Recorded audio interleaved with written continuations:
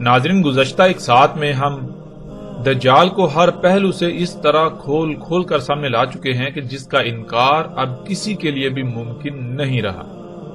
یہاں تک کہ وہ لوگ جن کا عقیدہ و نظریہ یہ تھا کہ دجال کا ذکر قرآن میں کہیں بھی نہیں، یوں کچھ لوگ دجال کا سرے سے انکار کر دیتے رہے، اور اکثریت اس عقیدے و نظریے کا فائدہ یوں حاصل کرتی رہی کہ روایات کی من پسند تشریحات کر کے اپنی مرضی کے مطابق دجال کا حلیہ بنا کر اکثریت کو اسے ماننے پر مجبور کرتی رہی۔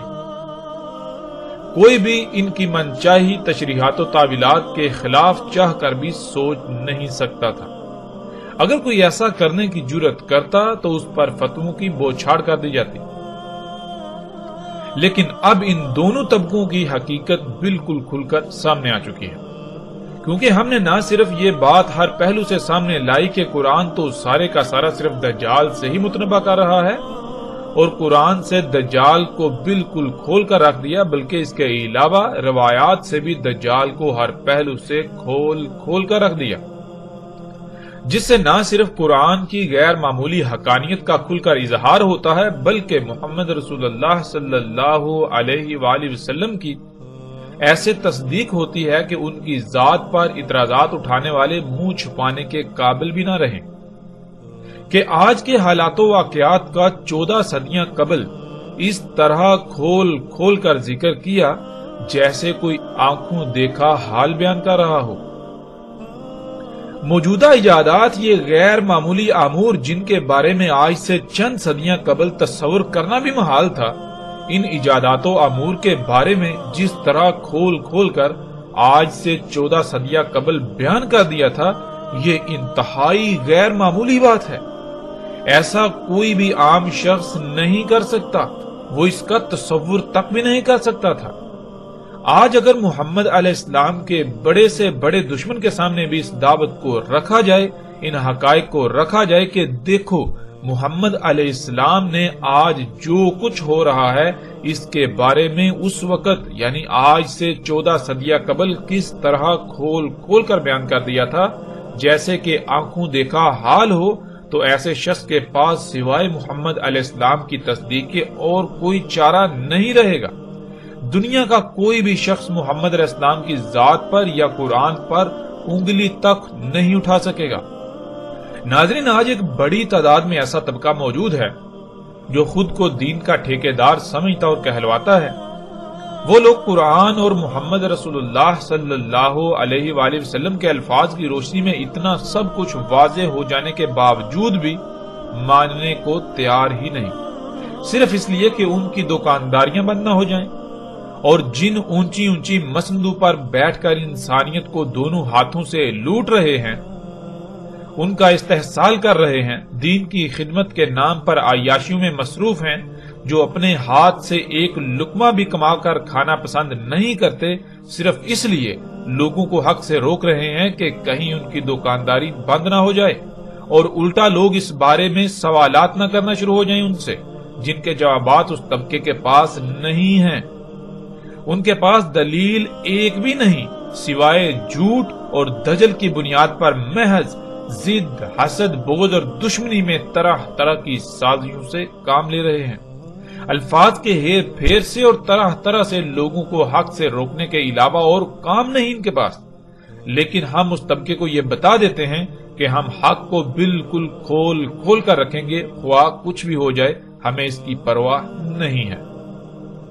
ناظرین، دجال پر قرآن اور محمد رسول اللہ صلی اللہ علیہ وآلہ وسلم کے الفاظ کی روشنی میں کھل کر بات ہو چکی، مزید بھی بات کریں گے آئندہ ایک ساتھ میں، لیکن فی الحال ہم اس موضوع پر بات کریں گے کہ دجال مکہ و مدینہ میں داخل نہیں ہو سکے گا۔ جیسا کہ ہم پچھلی ایک ساتھ میں یہ بات کئی بار کر چکے ہیں کہ عربی دنیا کی واحد ایسی زبان ہے جس کا ترجمہ دنیا کی کسی بھی زبان میں ممکن نہیں ہے۔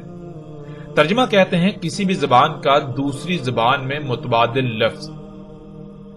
دنیا میں کوئی ایک بھی ایسی زبان نہیں ہے جو مکمل عربی کے متبادل کے طور پر اپنا وجود رکھتی ہو، اس لیے قرآن یا پہلے ادوار کی اصل خالص عربی کا ترجمہ کسی بھی صورت ممکن نہیں ہے۔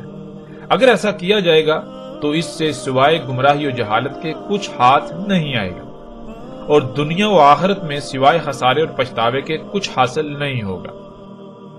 ہاں البتہ عربی کے معنی ضرور بیان کیے جا سکتے ہیں، اور یہ بات یاد رکھیے کہ معنی ترجمے کو نہیں کہا جاتا، بلکہ معنی کسی لفظ کو بیان کرنے، مطلب یہ کہ اس کو کھولنے کے لیے استعمال کیے جانے والے الفاظ کے مجموعے کو کہا جاتا ہے۔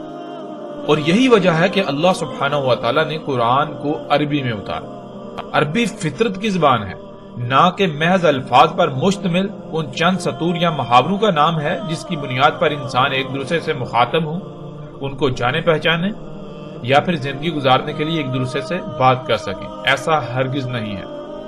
عربی ایسی زبان نہیں ہے، بلکہ عربی فطرت کی زبان ہے۔ مثال کے طور پر قرآن میں اللہ سبحانہ تعالیٰ نے کہا یولج اللیل فی النہار ویولج النہار فی اللیل۔ اب اس کا ترجمہ خواہ بڑے سے بڑا عرب دان کیوں نہ ہو، وہ کیسا ہی کیوں نہ کر لے، اس کا ترجمہ اس وقت تک ٹھیک نہیں ہو سکتا جب تک کہ ایک شخص جسے بے شک عربی نہ آتی ہو وہ اپنی آنکھوں سے یہ نہ دیکھ لے کہ کس طرح سے زمین کا وہ حصہ جہاں پر لیل ہوتی ہے اس کو روشنی میں لے جایا جاتا ہے، پھر اس کو اندھیرے میں لے جایا جاتا ہے، اور یہ سلسلہ مسلسل چل رہا ہے۔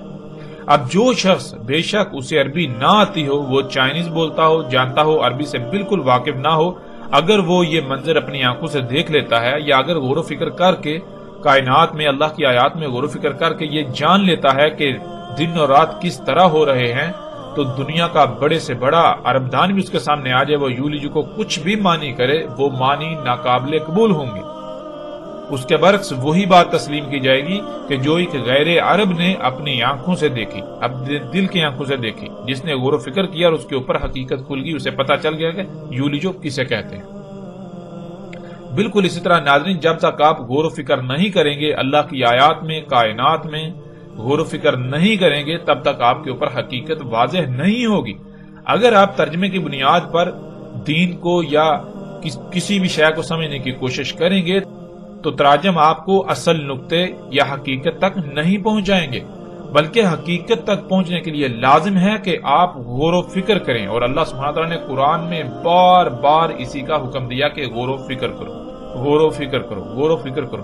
جو غور و فکر کرتے ہیں وہ اللہ کے قانون میں حیا ہیں، زندہ ہیں، اور جو غور و فکر نہیں کرتے وہ اللہ کے قانون میں اموات ہیں، مردہ ہیں، وہ قبروں میں ہیں۔ اللہ سبحانہ و تعالیٰ انہیں ایک مقام پر اندھے قرار دیتے ہیں، دوسرے مقام پر چوپائے قرار دیتے ہیں، چوپایوں سے بھی بدتر قرار دیتے ہیں، تیسرے مقام پر اللہ سبحانہ و تعالیٰ انہیں اموات قرار دیتے ہیں کہ وہ حیا ہے ہی نہیں، چوتھے مقام پر اللہ سبحانہ و تعالیٰ انہی لوگوں کو قبروں میں قرار دیتے ہیں۔ اب آپ کن میں اپنا شمار چاہتے ہیں، یہ فیصلہ، یہ اختیار آپ کے ہاتھ میں ہے۔ بہرحال یہ وہ وجہ تھی جس وجہ سے اللہ سبحانہ و تعالیٰ نے قرآن کو عربی میں نازل کیا۔ اس بات کو ذہن میں رکھتے ہوئے ہم آگے بڑھیں گے۔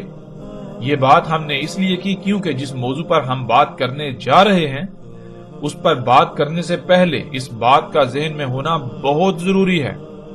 اگر اس بات کو ہم ملحوظ خاطر نہیں رکھیں گے تو ہم حقیقت کو نہیں جان پائیں گے، پھر سوائے گمراہی کے، جہالت کے کچھ ہاتھ نہیں آئے گا۔ دجال کے بارے میں محمد رسول اللہ صلی اللہ علیہ وآلہ وسلم نے کہا تھا کہ وہ مکہ و مدینہ میں داخل نہیں ہو سکے گا۔ بعض روایات میں 4 مقامات کا ذکر ہے، جن میں مکہ، مدینہ، بیت المقدس اور مسجد طور کا ذکر ہے۔ بہرحال جیسے جیسے ہم آگے بڑھیں گے تو ہم ہر موضوع پر بات کریں گے، لیکن اس وقت ہم بات کریں گے کہ رسول اللہ صلی اللہ علیہ وآلہ وسلم نے کہا تھا کہ دجال مکہ و مدینہ میں داخل نہیں ہو سکے گا۔ تو سب سے پہلے ہم بات کریں گے کہ دجال مدینہ میں داخل نہیں ہو سکے گا۔ بہت سارے لوگوں کا یہ سوال ہے کہ اگر دجال یہی ایجادات ہیں، یہ ٹیکنالوجی ہے، یہ مشینیں ہیں، یہ اشیاء ہیں، تو پھر یہ سب کچھ تو مکہ و مدینہ میں موجود ہے، یہ سب کچھ تو مدینہ میں موجود ہے۔ حالانکہ رسول اللہ صلی اللہ علیہ وآلہ وسلم نے یہ کہا تھا کہ دجال مدینہ میں داخل نہیں ہو سکے گا۔ اس لیے اگر یہ سب کچھ دجال ہے تو یہ مدینہ میں داخل کیسے ہو سکتا ہے؟ اگر وہاں یہ سب کچھ موجود ہے تو اس کا مطلب یہ ہے کہ یہ دجال نہیں ہو سکتا، یا پھر اگر یہی دجال ہے تو پھر یہ واضح کیا جائے کہ ایسا کیوں کر ہوا کہ دجال مدینہ میں داخل ہو گیا۔ ناظرین، محمد رسول اللہ صلی اللہ علیہ وآلہ وسلم کے ان الفاظ کو عربی پر عبور نہ ہونے یا عربی کی حقیقت سے ناواقفیت کی وجہ سے ایسے استعمال کیا جانے لگا کہ دنیا میں انسانوں کی اکثریت گمراہی کا سودا کر بیٹھی، یعنی کہ پوری دنیا میں لفظ مدینہ کو ایک بستی سے منسوب کر کے ایسے پھیلا دیا گیا کہ کسی کو حقیقت کا علم ہی نہیں کہ مدینہ کسے کہتے ہیں۔ مدینہ عربی کا لفظ ہے، مدینہ کسے کہتے ہیں کسی کو اس کا علم ہی نہیں۔ ناظرین، دنیا میں ایک کہاوت بولی جاتی ہے کہ جھوٹ اتنا بولو کہ تمہیں خود کو بھی شک ہونے لگے کہ کہیں جو تم بول رہے ہو وہ سچ ہی تو نہیں۔ اس محاورے کی حقیقت یہ ہے کہ جب آپ نے ایک غلط بات کو لوگوں کے اذہان میں راسخ کرنا ہو تو اس کے لیے دلائل کا ہونا ضروری نہیں ہے، بلکہ اس بات کا زیادہ سے زیادہ عام کیا جانا ضروری ہے۔ جب بات اکثریت کی زبان پر آ جائے گی تو لوگ خود بخود اسے تسلیم کر لیں گے، دلیل کی طرف ان کی توجہ ہی نہیں جائے گی، کیونکہ اکثریت کے مان لینے یا کہنے کی وجہ سے کوئی بھی دلیل کی ضرورت محسوس ہی نہیں کرے گا، اور اکثریت کا کہنا، اکثریت کا مان لینا یا اکثریت کے الفاظ ہی بذات خود دلیل بن جائے گا۔ پھر جب کبھی اس کے مقابلے میں سچ سامنے آ بھی جائے تو لوگ سچ کو ہر طرح کی دلیل ہونے کے باوجود بھی تسلیم کرنے کے بجائے آگے سے یہی جواب دیں گے کہ یہ بات تو ہم نے پہلے کبھی سنی ہی نہیں، اور اکثریت اس کے برعکس وہی کہتی ہے جو پہلے سے ہم اس بارے میں رائے یا نظریہ رکھتے ہیں۔ یوں سچ کی خود بخود موت ہو جائے گی اور سچ بیان کرنے والوں کو سخت سے سخت حالات کا اور سخت سے سخت رد عمل کا سامنا کرنا پڑے گا۔ سچ بیان کرنے والے کو الٹا دنیا نہ صرف تحقیر کا نشانہ بنائے گی، حقارت کی نگاہ سے دیکھے گی، بلکہ ہر ممکن حد تک تہمت و ملامت کا نشانہ بنائے گی۔ ہر کسی کا یہی جواب ہوگا کہ پہلے کیا ہر کوئی غلط تھا؟ جو ہمارے آباء و اجداد، ہمارے علماء اس کے برعکس آج تک ہمیں بتاتے رہے، آج تک ہمیں سکھاتے رہے، جو آج تک ہم سنتے رہے، کیا وہ سب کے سب غلط ٹھہرے اور اکیلے تم صحیح؟ یہ کیسے ہو سکتا ہے؟ یعنی وہی بات کہ سچ کے لیے خواہ کتنے ہی دلائل کیوں نہ دیے جائیں، کتنے ہی دلائل سے سچ کو سامنے کیوں نہ لے آیا جائے، اسی جواب کا سامنا کرنا پڑے گا کہ پہلے آج تک کیا سب غلط تھے اور اکیلے تم سچے؟ آج تک کسی کو سمجھ نہیں ہے اور آج تمہیں سمجھ آ گئی۔ اس بات سے بالکل غافل کہ ہر شے کا، ہر کام کا ایک وقت ہوتا ہے اور اللہ سبحانہ و تعالی وقت سے پہلے کوئی کام نہیں کرتا۔ ناظرین، بالکل یہی دین اسلام کے ساتھ بھی کیا گیا اور جو ہمارا موضوع ہے وہ بھی اسی کا شکار بنا دیا گیا۔ رسول اللہ صلی اللہ علیہ وآلہ وسلم نے کہا کہ دجال مدینہ میں داخل نہیں ہوگا، تو خود کو علماء کہلانے والے طبقے نے عربی کے لفظ مدینہ کی ایک ایسی بستی سے منسوب کیا کہ پوری دنیا کے انسان اس بات کو بھول گئے کہ مدینہ کسے کہتے ہیں۔ ہر کسی کے سامنے مدینہ سے مراد وہی بستی ہے جسے آج لوگ مدینہ کہتے ہیں، حالانکہ حقیقت اس کے بالکل برعکس ہے۔ حقیقت کیا ہے؟ ہم اسے اللہ سبحانہ و تعالیٰ سے سوال کرتے ہیں اور اللہ سبحانہ و تعالیٰ اپنے کلام قرآن کے ذریعے اس کا کھول کھول کر جواب دیتے ہیں۔ ناظرین، مدینہ سے مراد کیا ہے یا مدینہ کسے کہتے ہیں؟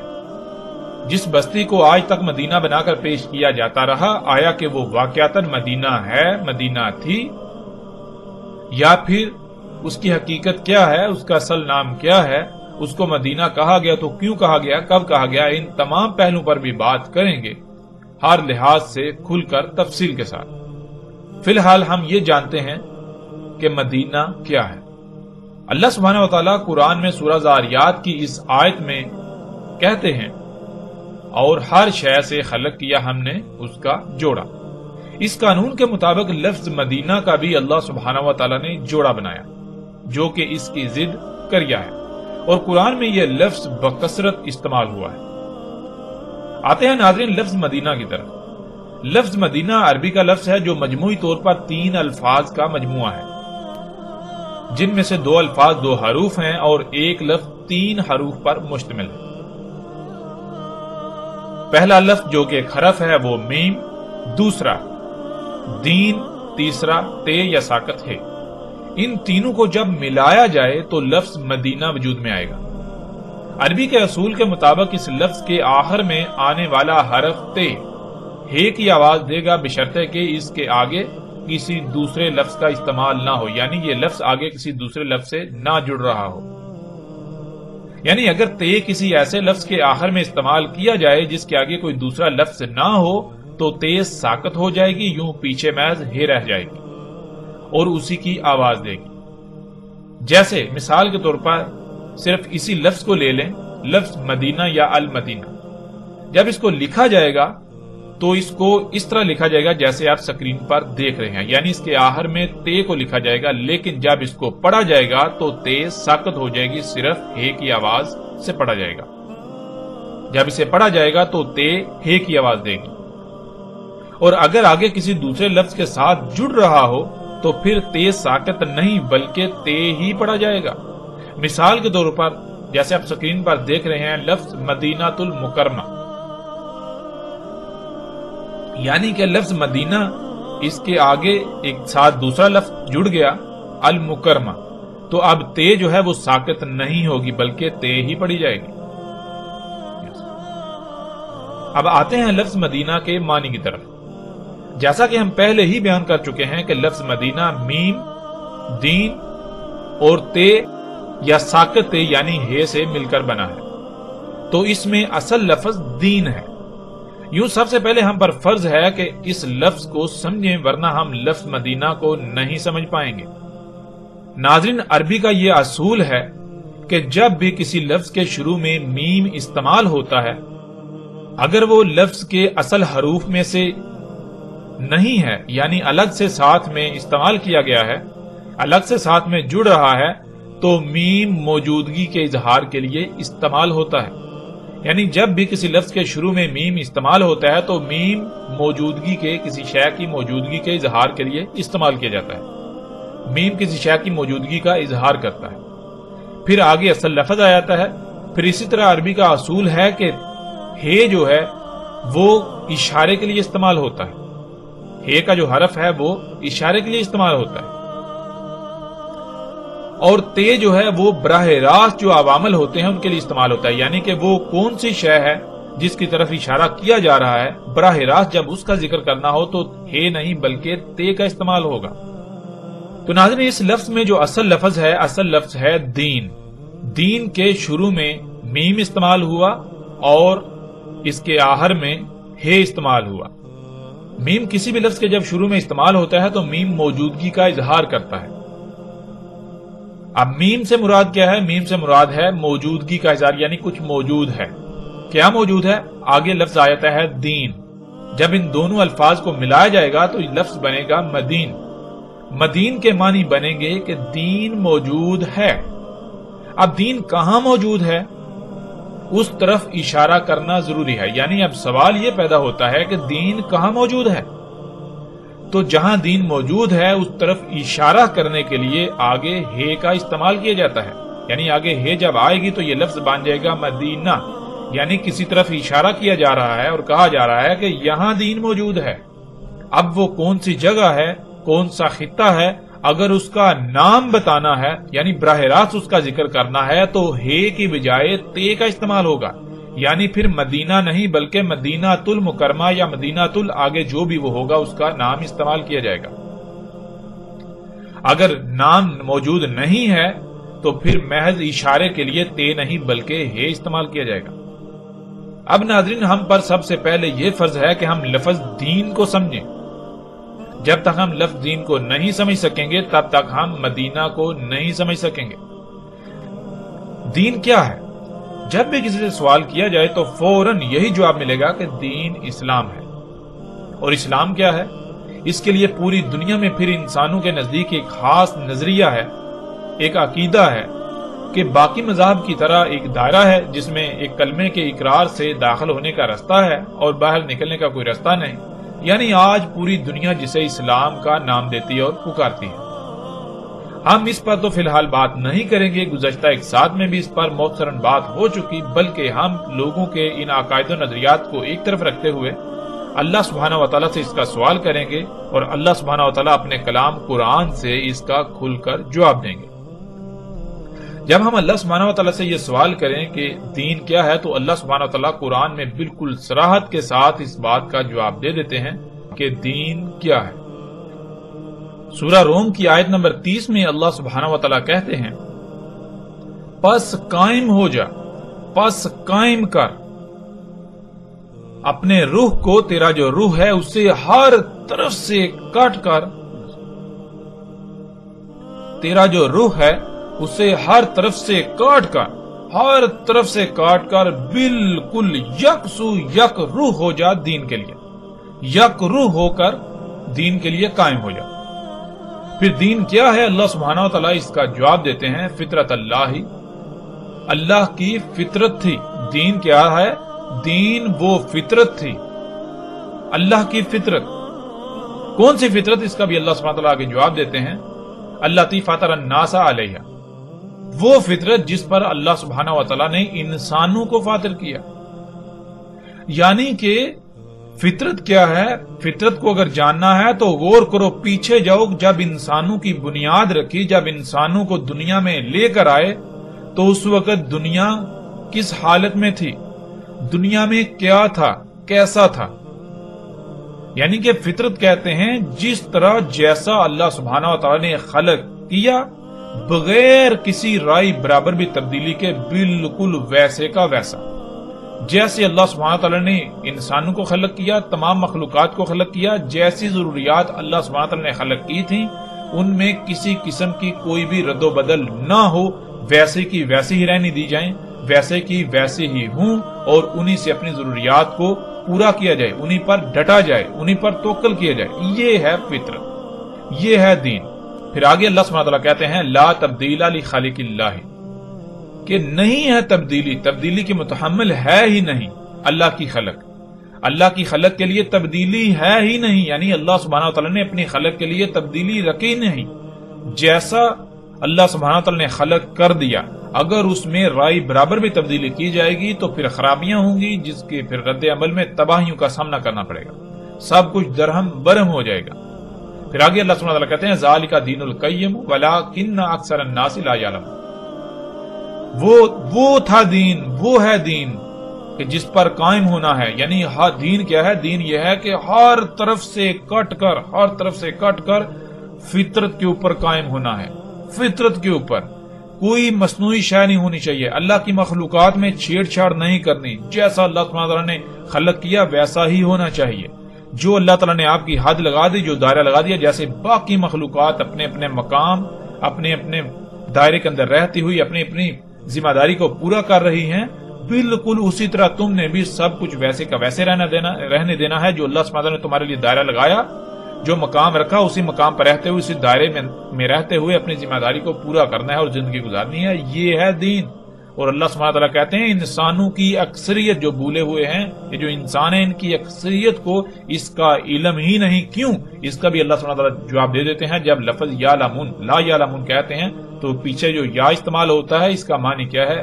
اس کے خود ہی آ جاتی ہے، یعنی کہ انسانوں کی اکثریت غور و فکر ہی نہیں کرتی، جس وجہ سے انہیں اس بات کا علم ہی نہیں کہ دین کیا ہے۔ پھر وہ جو اور لوگ جو ہے وہ دین جو ان کے سامنے بنا کر پیش کرتے ہیں، انسانیوں کی اکثریت جو ہے پھر اسی کے پیچھے چلتی رہتی ہے اور اسے ہی دین سمجھ رہتی ہے، جس کا دین کے ساتھ کوئی تعلق نہیں۔ تو یہ تھا ناظرین دین۔ ناظرین دین کیا ہے ہم نے جان لیا، دین کہتے ہیں فطرت کو، دین ہے فطرت۔ اور مدینہ یعنی کہ مدینہ کسی اس خطے، اس علاقے، اس بستی، اس مقام کی طرف اشارہ کر کے کہا جاتا ہے، اسے کہا جاتا ہے جہاں پر فطرت ہو، جو خطہ، جو علاقہ، جو بستی فطرت پر ہو، جس میں اللہ کی مخلوقات میں تبدیلیاں نہ ہوں، سب کچھ ویسا ہو، یا لوگ وہاں کے باشندے، وہاں کے رہائشی ویسا ہی چاہتے ہوں جیسا اللہ نے خلق کر دیا، یعنی فطرت پر قائم ہونا ہی ان کا مقصد ہو، وہاں کے باشندوں کا فطرت پر قائم ہونا مقصد ہو۔ تو لفظ دین کے شروع میں میم دین کی موجودگی کا اظہار کرتا ہے، یعنی دین موجود ہے۔ اور دین کیا ہے؟ دین فطرت۔ اب جب لفظ دین کے ساتھ میم لگایا جائے گا تو یہ بنے گا مدین۔ مدین کہتے ہیں دین موجود ہے، یعنی فطرت موجود ہے، یہاں فطرت موجود ہے، فطرت قائم ہے۔ اور ہے اس طرف اشارہ ہوتا ہے جہاں فطرت یعنی دین موجود ہے، تو اس طرح بنتا ہے لفظ مدینہ۔ مدینہ کے معنی ہے وہ مکان جہاں پر اللہ کا دین قائم ہو، یعنی جہاں پر فطرت ہو، وہ مقام جو فطرت پر ہے۔ اور اس کا جوڑا جو کہ اللہ سبحانہ وتعالی نے قرآن میں اس کی ضد کے طور پر استعمال کیا، کئی مقامات پر اس کا ذکر آیا ہے، وہ ہے قریہ۔ اور پورے قرآن میں اللہ سبحانہ وتعالی نے جہاں بھی ہلاک شدہ اقوام کا ذکر کیا یا ہلاکت کا ذکر کیا، عذاب کا ذکر کیا، تو عذاب قریہ پر ہی آنے کا ذکر کیا، یعنی عذاب قریہ پر آتا ہے، کہیں بھی مدینہ پر یہ نہیں ہے کہ مدینہ پر اللہ سبحانہ وتعالی عذاب لے کر آئے۔ بہرحال اس پر مزید تفصیل سے آگے چل کر بات ہوگی۔ ناظرین، قریہ کا مادہ ہے کرا، جس کے معنی ایک شے پر کسی دوسری شے کے ٹکرانے سے رد عمل کے طور پر بلند ہونے والی آواز کو کہتے ہیں۔ اسی سے لفظ قریہ بنا ہے، اسی سے اقرا بنا ہے، اسی سے قرت بنا ہے اور اسی سے قرآن بنا ہے۔ جیسے لفظ اقرا انسان کے سامنے کتاب پڑی ہوتی ہے یا کچھ لکھا ہوا ہوتا ہے، یعنی کہ عمل کسی بھی صورت میں کتب ہوا موجود ہوتا ہے، جب انسان کی نظر یا اس کی توجہ اس پر ٹکراتی ہے تو رد عمل کی صورت میں جو شے سامنے آتی ہے، جو علم رد عمل کی صورت میں سامنے آتا ہے، اسے اقرا کہتے ہیں۔ مثال کے طور پر جیسے ایک کتاب جو آپ کے ہاتھوں سے لکھی ہوئی آپ کے سامنے پڑی ہوئی ہے، جب آپ کی توجہ آپ کی نظر اس پر ٹکرائے گی تو رد عمل میں آواز پیدا ہوگی، وہ آواز بھی قرا کہلائے گی۔ یوں قریہ مدینہ کی ضد ہے، اور قریہ کہتے ہیں کسی ایسے گاؤں، شہر، بستی، خطے یا علاقے کو جو اللہ کے کلام یعنی اللہ کے احکامات کے سامنے اپنی آواز بلند کرے، اپنی خواہشات کو ترجیح دے۔ یعنی اگر اللہ کسی کام کرنے کا حکم دے رہے ہیں تو وہ اس کے رد عمل میں نہ صرف اس کا انکار کر دیں بلکہ اللہ کے مقابلے پر اپنی آواز بلند کریں کہ نہیں، ہم تو وہی کریں گے جو ہماری چاہت ہے، جو ہماری خواہشات ہیں۔ یعنی لفظ قریہ جو ہے یہ مدینہ کی ضد ہے، اور اس کا آسان ترین معنی یہ ہے کہ وہ بستی، وہ خطہ، وہ علاقہ جو فطرت پر نہیں ہے، جہاں پر مصنوعی ہے، جہاں پر انسان کی ضروریات مصنوعی ہیں، غیر فطرتی ہیں، جہاں کے لوگ غیر فطرتی اشیاء پر انحصار کرتے ہیں، اسے قریہ کہتے ہیں۔ قریہ میں بھی ہے جو ہے یہ اس طرف اشارہ ہے جہاں کے رہنے والے اللہ کے مقابلے پر اپنی آواز بلند کرتے ہیں، یعنی کہ جہاں کے رہنے والے فطرت پر قائم نہیں ہے، یا وہ خطہ، وہ علاقہ، وہ بستی فطرت پر نہیں ہے، جہاں اللہ کا دین قائم نہ ہو، یعنی وہ علاقہ، وہ خطہ جہاں فطرت کی بجائے اس کی ضد ہو، فطرت کی ضد ہو۔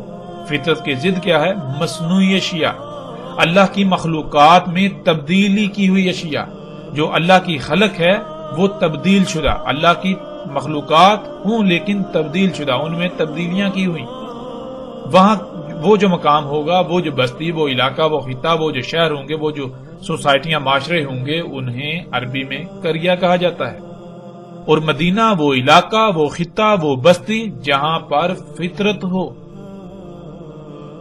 ناظرین، روایات میں دجال کے مدینہ میں نہ داخل ہونے سے مراد سعودی عرب کا شہر یعنی سعودی عرب کی بستی یثرب کو لیا جاتا ہے، کہ دجال سعودی عرب کے شہر جسے عربی میں بلد کہتے ہیں، جس کا اصل نام یثرب ہے، یثرب میں داخل نہیں ہو پائے گا کیونکہ وہ مدینہ ہے۔ یہ بالکل غلط تصور ہے، اس کا حقیقت سے دور دور تک کوئی تعلق نہیں۔ جسے آج مدینہ کہا اور سمجھا جاتا ہے اس کا نام یثرب ہے، یثرب تھا اور اس وقت تک یثرب رہے گا جب تک اس کا نام بدل نہیں دیا جاتا۔ اب سوال یہ پیدا ہوتا ہے کہ آیا وہ مدینہ ہے یا قریہ؟ تو اس کا جواب بھی بالکل واضح ہے۔ اگر تو وہاں اللہ کا دین قائم ہے، یعنی وہ بستی، وہ خطہ فطرت پر ہے، تو وہ مدینہ کہلائے گی، وہ خطہ، وہ بستی مدینہ کہلائے گی۔ اور اگر وہاں اللہ کا دین قائم نہیں ہے، یعنی وہ فطرت پر نہیں ہے بلکہ وہاں بھی فطرت کی ضد ہے، مصنوعی اشیاء ہے، سب کچھ مصنوعی ہے، تو وہ مدینہ نہیں بلکہ قریہ ہے۔ ناظرین، اب سوال یہ پیدا ہوتا ہے کہ یثرب کو مدینہ کب کہا گیا؟ رسول اللہ صلی اللہ علیہ وآلہ وسلم کی مکہ سے یثرب کی طرف ہجرت کے بعد یثرب کو مدینہ کہا گیا، اور یہ بات روایات میں بالکل صراحت کے ساتھ موجود ہے۔ جیسے ہی ہم آگے بڑھیں گے تو وہ روایات بھی ہمارے سامنے آئیں گی جن میں رسول اللہ صلی اللہ علیہ وآلہ وسلم نے ہجرت سے پہلے بالکل واضح نہ صرف اسے یثرب کہا بلکہ یثرب کو ام القریہ قرار دیا، یعنی جو بھی آس پاس کی قریہ ہیں ان کی ماں قرار دیا، ان کی جڑ قرار دیا۔ اب سوال یہ پیدا ہوتا ہے کہ یثرب کو مدینہ کیوں کہا گیا؟ رسول اللہ صلی اللہ علیہ وآلہ وسلم کی مکہ سے یثرب ہجرت سے پہلے یثرب میں اللہ کا دین قائم نہیں تھا، یعنی فطرت نہیں تھی۔ اگر تھی تو اس میں تبدیلیاں کی جا رہی تھی۔ مثلا جیسے ہم غور کریں تو صحیح مسلم میں ایک روایت ہے کہ جو 3 مختلف راویوں کی چین سے آئی ہے، اس میں یہ بات بالکل واضح ہے کہ جب رسول اللہ صلی اللہ علیہ وآلہ وسلم مکہ سے ہجرت کر کے یثرب جا رہے تھے تو یثرب کی حدود میں جب داخل ہو رہے تھے تو لوگوں کو دیکھا کہ وہ کھجور کو پیوند کر رہے ہیں، گابا کر رہے ہیں، یعنی اس وقت کے تقاضے کے مطابق جیسے آج بیجوں میں، فصلوں میں سائنسی طریقوں سے مداخلت کی جاتی ہے زیادہ پیداوار کے حصول کے لیے، جلدی اگانے کے لالچ میں، زیادہ اگانے کے لالچ میں، بالکل اس وقت کے تقاضے کے مطابق انسان جو چھیڑ چھاڑ جو تبدیلی کر سکتا تھا وہ تبدیلیاں کی جا رہی تھی، جسے گابا یا پیوند کہتے ہیں۔ تو رسول اللہ صلی اللہ علیہ وآلہ وسلم نے یہ سوال کیا، پوچھا کہ یہ تم کیا کر رہے ہو؟ تو آگے سے جواب ملا کہ ہم زیادہ فصل کے حصول کے لیے ہم اسے گابا کر رہے ہیں، پیوند کر رہے ہیں۔ تو رسول اللہ صلی اللہ علیہ وآلہ وسلم نے انہیں روک دیا۔ پھر جب سال کے بعد فصل زیادہ نہ ہوئی، فصل کم ہوئی، تو لوگوں نے یہ شکایت کی کہ یا رسول اللہ صلی اللہ علیہ وآلہ وسلم آپ نے روک دیا تھا، گابا کرنے سے منع کر دیا تھا، اس وجہ سے ہماری فصلیں جو ہیں وہ کم ہوئی اور دیکھنے میں بھی وہ بلی نہیں ہے، اچھی نہیں ہے۔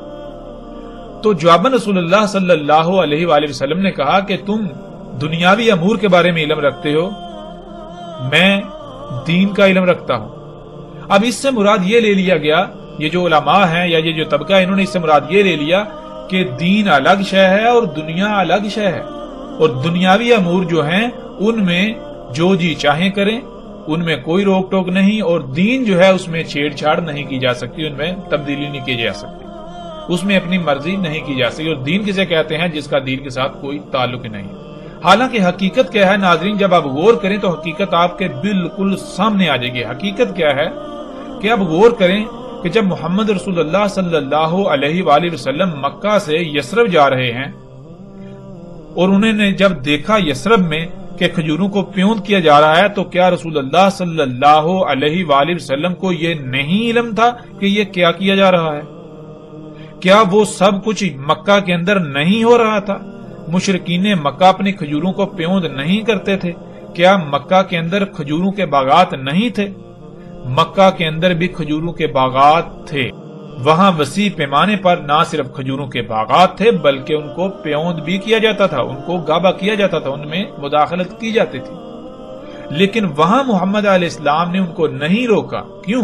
وہاں ان کا عمل دخل نہیں ہے۔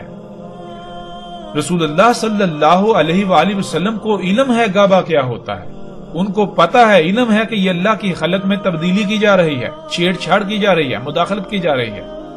جب وہ یثرب میں داخل ہو رہے ہیں تو انہوں نے اس لیے نہیں پوچھا کہ انہیں علم نہیں ہے کہ یہ کیا کر رہے ہیں، اس لیے ان سے پوچھا یعنی کہ پتا چل یہ کیا کریں، نہیں، رسول اللہ صلی اللہ علیہ وآلہ وسلم کو یہ علم تھا یہ کیا جا رہا ہے، یعنی یہ فطرت میں تبدیلی کر رہے ہیں، یہ اللہ کی خلق میں تبدیلی کر رہے ہیں۔ تو رسول اللہ صلی اللہ علیہ وآلہ وسلم نے سوالیہ انداز میں پوچھا، جیسے مثال کے طور پر ایک بچہ غلط کام کر رہا ہو تو آپ اسے غصے سے سوالیہ انداز میں پوچھیں گے، کہیں گے کہ یہ کیا کر رہے ہو۔ بالکل اسی طرح رسول اللہ صلی اللہ علیہ وآلہ وسلم نے کہا کہ یہ تم کیا کر رہے ہو، تو آگے سے جواب دیا گیا کہ ہم گابا کر رہے ہیں زیادہ فصل کے لالچ میں۔ تو رسول اللہ صلی اللہ علیہ وآلہ وسلم نے کہا کہ اگر تم یہ نہ کرو، اگر یہ تم نہ کرتے تو اس میں تمہارے لیے خیر ہے، اور رسول اللہ صلی اللہ علیہ وسلم نے انہیں روک دیا، منع کر دیا۔ اب کیا رسول اللہ صلی اللہ علیہ وسلم کو یہ نہیں علم کہ وہ جب خود کہہ رہے ہیں کہ زیادہ فصل کے حصول کے لیے، اچھی فصل کے لیے ہم گابا کر رہے ہیں، جب نہیں کیا جائے گا تو ظاہر ہے فصل اچھی نہیں ہوگی، فصل زیادہ نہیں ہوگی۔ جیسے مثال کے طور پر آج اگر کسی کو زمین میں کھادیں ڈالنے سے روکا جائے، کیمیکلز اور یہ جو عناصر ہیں جو زمین کو اگانے پر مجبور کرتے ہیں، یہ ڈالنے سے روکا جائے تو کیا روکنے والے کو یہ نہیں پتا کہ یہ کھاد ہے، یہ کیمیکلز ہیں؟ ظاہر ہے علم ہوگا تو روکے گا نا۔ کیا اسے نہیں پتا کہ ان کیمیکلز، ان کھادوں سے فصل دیکھنے میں بہت اچھی ہوتی ہے، زیادہ ہوتی ہے؟ اسے علم ہے، سب کو علم ہے. ہاں اگر وہ روک رہا ہے تو اس لیے روک رہا ہے کہ تم اللہ کی خلق میں تبدیلی کر رہے ہو. جب تم اللہ کی خلق میں تبدیلی کرو گے تو پھر یہ فصل کھانے والوں کو بیماریاں لاحق ہوں گی. یعنی کہ جو اللہ نے توازن قائم کیا وہ توازن بگڑ جائے گا. اللہ نے تمہیں خلق کیا ہے، اللہ نے انسانوں کو خلق کیا ہے، اللہ نے بشر کو خلق کیا ہے، تمام مخلوقات کو اللہ نے خلق کیا ہے، تو اللہ ہی کو علم ہے کہ ان کے لیے کیا فائدہ مند ہے اور کیا نقصان دہ ہے. اس لیے اللہ بھول نہیں گیا تھا. اللہ نے سب کے لیے جو کچھ جیسا خلق کرنا تھا وہ بالکل پرفیکٹ بہترین خلق کیا. جیسی جس کی ضرورت تھی ویسا ہی خلق کیا. اب اگر تم اس میں تبدیلی کرو گے تو جان لو اللہ نے ہر شے میں توازن قائم کیا، میزان قائم کیا. اگر تم چھیڑ چھاڑ کرو گے، تبدیلی کرو گے تو وہ توازن بگڑ جائے گا، میزان بگڑ جائے گا، میزان میں خسارہ ہوگا، پھر جس سے تباہیاں آئیں گی، خرابیاں ہوں گی، جسے آپ بیماریاں کہتے ہیں. جیسے زمین کا توازن بگاڑا تو زلزلے، طوفان، یہ سب کچھ ہو رہا ہے. تو رسول اللہ صلی اللہ علیہ وآلہ وسلم کو علم تھا کہ یہ گھابہ کر رہے ہیں اور وہ خود کہہ رہے ہیں کہ زیادہ فصل اور اچھی فصل کے لالچ میں. تو جب ظاہر ہے اس لیے کر رہے ہیں، گھابہ نہیں کیا جائے گا تو ظاہر ہے فصل اچھی نہیں ہوگی، فصل زیادہ نہیں ہوگی، یعنی دیکھنے میں اچھی نہیں ہوگی، لیکن اس کا جو وہ اندرونی پہلو ہے وہ پرفیکٹ ہوگا، وہ بہت زبردست ہوگا. اس کے کھانے یعنی اس فصل کے کھانے سے کوئی آپ کو بیماری لاحق نہیں ہوگی، کوئی خرابی لاحق نہیں ہوگی، آپ کے جسم میں جو توازن ہے وہ نہیں بگڑے گا. اس لیے رسول اللہ صلی اللہ علیہ وآلہ وسلم نے منع کیا تھا. اور پھر ناظرین تاریخ گواہ ہے کہ اس کے بعد کوئی بندہ یہ ثابت نہیں کر سکتا کہ رسول اللہ صلی اللہ علیہ وآلہ وسلم کی موجودگی میں یا ان کے بعد کھجوروں کو گھابہ کیا گیا ہو، یعنی فصلوں کو پیوند کیا گیا ہو، ان میں مداخلت کی گئی ہو. یعنی اگر رسول اللہ صلی اللہ علیہ وسلم نے یہ کہا کہ تم دنیا کے امور کے بارے میں بہتر جانتے ہو اور میں دین کے بارے میں، مطلب یہ کہ دین الگ ہے، دنیا الگ ہے، تم دنیاوی معاملات کے بارے میں جانتے ہو، تم جو جی چاہے کرتے رہو، دنیاوی امور میں مجھ سے صرف دین کی بات لیا کرو. اگر یہ مطلب تھا تو پھر اس کے بعد لوگوں کو گھابہ کرنا چاہیے تھا، لوگوں کو فصلوں کو پیوند کرنا چاہیے تھا. لیکن جب ہم تاریخ اٹھا کر دیکھیں تو ہمیں کوئی ایسی شے ملتی ہی نہیں. اور کیسے مل سکتی ہے کہ جبکہ قرآن میں اللہ سبحانہ وتعالیٰ خود کہہ رہے ہیں کہ دین کیا ہے؟ دین ہے فطرت، فطرت کو قائم کرنا ہے، فطرت پر قائم ہونا ہے، فطرت میں چھیڑ چھاڑ، اس میں تبدیلی نہیں کرنی. تو جب فطرت میں تبدیلی کی جائے گی تو کیا وہ دین نہیں؟ کیا وہ دین میں تبدیلی نہیں کی جا رہی؟ جب دین ہے ہی فطرت تو فطرت میں تبدیلی، دین میں تبدیلی، فطرت ہی تو دین ہے. بہرحال ناظرین ہم اس موضوع پر الگ سے تفصیل سے بات کریں گے، لیکن اب ہم بڑھتے ہیں آگے. وہ یہ کہ اس وقت رسول اللہ صلی اللہ علیہ وآلہ وسلم نے جب مکہ سے یثرب کی طرف ہجرت کی تو یثرب میں بھی یہی کچھ ہو رہا تھا. کیوں؟ کیونکہ یثرب اس وقت تک قریہ تھی. اور جیسے ہم آگے بڑھیں گے تو رسول اللہ صلی اللہ علیہ وآلہ وسلم کے الفاظ میں ہمیں یہ بالکل واضح مل جائے گا کہ رسول اللہ صلی اللہ علیہ وآلہ وسلم نے ہجرت سے پہلے یثرب کو قریہ کہا. یثرب قریہ تھی، یعنی وہاں فطرت نہیں تھی، فطرت میں اس وقت کے تقاضے کے مطابق چھیڑ چھاڑ، مداخلت کی جا رہی تھی.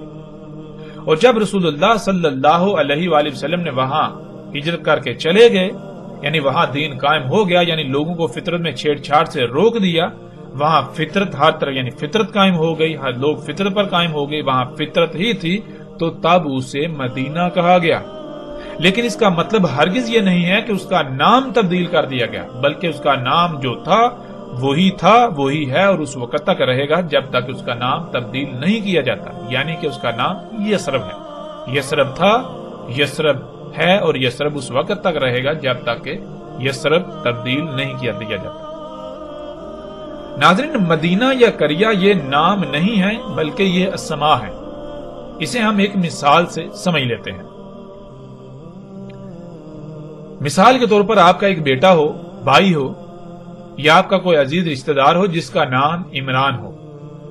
اب اگر تو وہ اللہ کی غلامی کرے گا تو وہ مومن یا مسلم کہلائے گا، یعنی جو احکامات اللہ دیتا ہے ان کو تسلیم کر کے ان کے آگے سرنڈر کرے گا، ان کے اوپر عمل کرے گا تو وہ مومن یا مسلم کہلائے گا. اور اگر وہ اللہ کے علاوہ کسی اور کی غلامی کرے گا تو وہ مومن نہیں، مسلم نہیں، بلکہ مشرک و کافر کہلائے گا، مشرک کہلائے گا. یعنی ایک انسان، ایک بشر جس کا نام عمران ہے، لوگ اسے عمران کے نام سے جانتے پہچانتے ہیں، اگر تو وہ اللہ کے دین پر قائم ہے تو وہ مومن یا مسلم کہلائے گا، اور اگر وہ اللہ کے دین پر قائم نہیں تو وہ مشرک و کافر کہلائے گا۔ ناظرین، اب لفظ مومن یا مسلم یا پھر مشرک و کافر یہ نام نہیں ہے۔ نام یعنی عربی میں نام کو کہتے ہیں کنیت، کنی یا لقب، بلکہ یہ اسماء ہیں۔ اسماء یعنی اسم سے، اسم کہتے ہیں صفات کو، صفت کردار کو، خصوصیات و صلاحیتوں کو۔ تو مومن و مشرک یہ اسماء ہیں، یعنی کہ یہ کردار ہے جس کے اندر یہ صلاحیتیں، یہ صفات پائی جائیں گی، اسے مومن کہا جائے گا، خواہ اس کو دنیا کسی بھی نام سے جانتی پہچانتی ہو، کسی بھی لفظ سے جانتے پہچانتی ہو۔ اب ناظرین، مثال کے طور پر ایک شخص ہے، وہ اللہ کی غلامی نہیں کرتا، وہ اللہ کے احکامات کا انکار کرتا ہے اور اللہ کے ساتھ شرک کرتا ہے، یعنی اپنی خواہشات کی اتباع کرتا ہے، اوروں کی غلامی کرتا ہے، تو بے شک دنیا، پوری کی پوری دنیا اسے مومن کے نام سے، مومن کے لفظ سے جانتی پہچانتی ہو، اسے پکارتی ہو، وہ اللہ کے قانون میں مومن نہیں ہو سکتا۔ مومن اس کا لقب ہے، اس کی کنیت ہے، مومن اس کا اسم نہیں ہے۔ جیسے اللہ ہے، اس ذات کا جو لقب ہے وہ اللہ ہے، اور باقی جو ہیں اس کے اسماء ہیں، جیسے الرزاق، خالق، خالق جو ہے اسم ہے، خالق خلق کرنے کی صلاحیت ہونا، خلق کرنے والا۔ اسی طرح آپ دیکھیں کہ قرآن میں آیا اللہ احسن الخالقین، تو دیکھیں قرآن میں خالقین یہ جمع کا صیغہ ہے، یعنی ایک سے زائد خالق، اللہ ان میں احسن ہے۔ اب کیا آپ دیکھتے ہیں، غور کریں، کیا دنیا میں کیا انسانوں کے نام خالق ہیں؟ یعنی اس کا نام بھی خالق ہے، اس کا نام بھی خالق ہے، اس کا نام بھی خالق ہے، اس کا نام بھی خالق ہے؟ نہیں، بلکہ نام تو مختلف ہیں۔ جیسے اللہ یعنی وہ ذات جو احسن الخالقین ہے، اسے ہم اللہ کہہ کر پکارتے ہیں، جانتے ہیں، پہچانتے ہیں۔ بالکل اسی طرح جو باقی خالق ہیں، خالقین ہیں اس ذات کے علاوہ، ان کو بھی کوئی عمران کے نام سے جانتا ہے، کوئی کسی نام کے سے جانتا ہے، کوئی رام کے نام سے، کوئی لکشمن کا نام سے، کوئی کسی نام سے، کوئی کسی نام سے۔ تو بالکل اسی طرح، یعنی کہ جیسے آپ کو بتایا کہ یہ جو مسلم اور مومن یا کافر مشرک یہ اسماء ہیں، اگر کسی کا نام بے شک مومن ہو لیکن وہ اللہ کی غلامی نہیں کر رہا، وہ اللہ کے ساتھ شرک کر رہا ہے، تو وہ مشرک ہے، اس کا اسم مشرک ہے، مومن اس کا لقب کہلائے گا۔ بالکل اسی طرح ایک بستی، ایک خطہ، ایک علاقہ، اگر وہاں فطرت قائم ہے تو وہ مدینہ ہے، اگر فطرت نہیں ہے، وہاں فطرت کی ضد ہے، تو وہ قریہ کہلائے گی، مدینہ کی ضد۔ دنیا میں صرف دو ہی طرح کے خطے ہیں، اور اللہ سبحانہ وتعالی نے قرآن میں بھی خطوں کی تقسیم صرف دو ہی طرح کی ہے، ایک مدینہ اور دوسرا قریہ۔ یعنی وہ خطے، وہ علاقے جہاں فطرت ہے، جو فطرت پر قائم ہے، انہیں اللہ سبحانہ وتعالی نے قرآن میں ہر جگہ پر مدینہ کہا، اور جہاں فطرت نہیں ہے، فطرت کی ضد ہے، اس وقت کے تقاضے کے مطابق فطرت میں چھیڑ چھاڑ تبدیلیاں کی جا رہی ہیں، اسے اللہ سبحانہ و تعالی نے قریہ کہا۔ اور قرآن میں آپ جگہ جگہ پر ایسی آیات دیکھ سکتے ہیں۔ اب ناظرین، دنیا میں کوئی بھی بستی ہو، اگر اس کو مدینہ کے نام سے جانا پہچانا جاتا ہو، یعنی مدینہ اس کا لقب ہو، اس کا نام رکھ دیا جائے، تو ضروری نہیں ہے کہ وہ مدینہ ہی ہے، یعنی کہ اس کا اسم بھی مدینہ ہے۔ جیسے ایک شخص، اس کو دنیا مومن کے نام سے جانتی پہچانتی ہے، لیکن حقیقتاً وہ مشرک ہے، تو وہ مومن نہیں، مومن اس کا لقب ہے۔ بالکل اسی طرح جسے آج تک مدینہ کہا جاتا رہا اور مدینہ کہا جاتا ہے، وہ مدینہ نہیں ہے۔ مدینہ اس کا لقب تو ہو سکتا ہے، مدینہ اس کا اسم نہیں ہے، اور نہ اسم ہو سکتا ہے۔ یعنی دیکھیں کیا اس میں دین موجود ہے، یعنی کہ وہ خطہ، وہ بستی کیا فطرت پر ہے؟ اگر تو وہ فطرت پر ہے تو وہ مدینہ کہلائے گی، اس کا اسم مدینہ ہے۔ اگر وہ فطرت پر نہیں ہے، وہاں فطرت کی ضد ہے، اللہ کی مخلوقات میں، اللہ کے خلق میں تبدیلیاں کی جا رہی ہیں، تو وہ قریہ ہے، وہ مدینہ نہیں ہو سکتا۔ اب ناظرین، اس کے باوجود، ان حقائق کے کھل جانے کے باوجود بھی اگر کوئی بازد رہے کہ نہیں، مدینہ صرف اور صرف یثرب ہی ہے جو سعودی عرب میں واقع ہے، تو پھر لا تعداد سوالات پیدا ہوتے ہیں۔ مثلا قرآن میں مجموعی طور پر 14 مقامات پر لفظ مدینہ کا استعمال ہوا، اور ان 14 مقامات کو آپ سکرین پر دیکھ سکتے ہیں۔